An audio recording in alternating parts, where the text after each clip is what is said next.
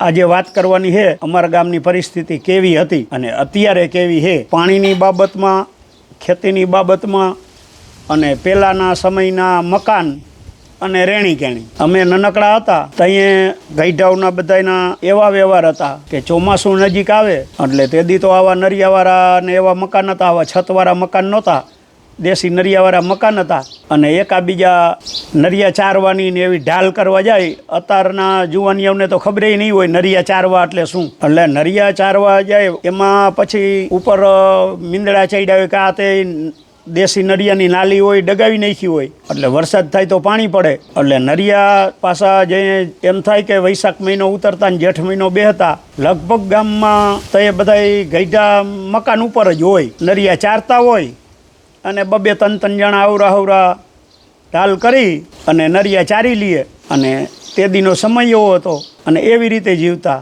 અને આજનો સમય એવો છે ફરિયામાં તો ઠીક પણ બજારમાં ક્યાંય પગ ગારાવાળો થતો નથી. બજારમાં નીકળી તો અહીંયાય પણ બ્લોક નાખેલા હોય અને તેદીનું જીવન એવું સાદું અને સિમ્પલ હતું. અને આજનું જીવન તમે જુઓ તો નાના છોકરાને ધૂળે રમવું હોય તો ધૂળે રમવા પણ મળે એવું છે નહીં.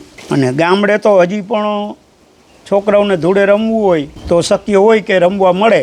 બાકી સિટીમાં તો હાવ એ ભૂલી જ જવાનું બચપન શું છે એ દેશી. અને મોબાઈલમાં એક વિડીયો આવ્યો હતો એ આપણે જોયો હતો કે સિટીમાં છોકરાઓને ધૂળે રમવાના મોલમાં પૈસા લે. એ પૈસા લઈ અને છોકરાઓને અહીંયા ધૂળે રમવા મળે. હું જ્યારથી ખેતીમાં કામે ચડ્યો ત્યારથી આપણો 35 વર્ષનો અનુભવ છે કે કેવા વરસ આવતા, કેટલું ઉત્પાદન આવતું, શું કાંઈ. આપણે બળદગાડેથી પણ ખેતી કરેલી છે અને બળદગાડા રાખતા અને બળદનો શોખય બહુ હતો. ત્યારે તો 5 હાથમણ મગફળી થતી તો એ ગઈઢા એમ કહેતા કે મગફળી બહુ સારી થઈ. એમ આપણે આજની તારીખમાં મગફળી 25 મણ થાય તો એ ગમતી નથી, એમ થાય કે ઓછી થઈ. અને તેદીના સમયનો યુગ એવો હતો કે દેશી જ ઈલાજથી મગફળી કે કોઈ પણ અનાજ આપણે પકવતા, કોઈ દવા ખાતર એવું કાંઈ હતું નહીં અને પાણીની પણ પૂરતી સગવડ નહોતી. અને અત્યારે પાણીની પુષ્કળ સગવડ છે, દવા ખાતર એ પૂરતા પ્રમાણમાં બધું વાપરી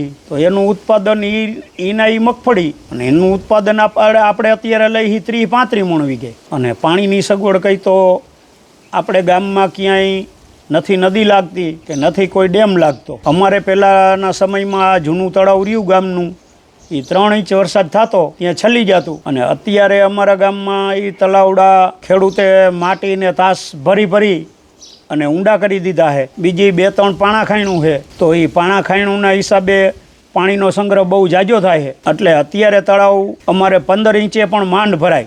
એક ધારો 15 ઇંચ વરસાદ પડે તો અહીંયા ગામનું તળાવ ભરાય. એટલે પાણીની સગવડ તળાવ અને પાણા ખાયણુંથી પુષ્કળ પ્રમાણમાં પાણીની સગવડ થઈ ગઈ ગામમાં. અને ચોમાસું સારું હોય તો સગવડ થઈ, બાકી તો ઓળના વરસમાં જ રહ્યું તો પાણા ખાયણું ને તળાવ તો બધું છે પણ બધું ખાલી ખમ પડ્યા. બાકી ચોમાસું સારું હોય તો પાણી ખૂટે નહીં અમારે 2 સિઝનમાં. ગામની તમામ જમીનમાં મગફળી ચોમાસું સિઝનમાં અને કપાસ હોય. પછી મગફળી કાઢીને કોઈ ઘઉં વાવે, જીરા વાવે, કલણજી વાવે, એવા જુદા જુદા પ્રકારના બધાય પાક વાવે. પણ બધી જમીન અમારે પિયતવાળી થઈ જાય તળાવ ભરાય એટલે.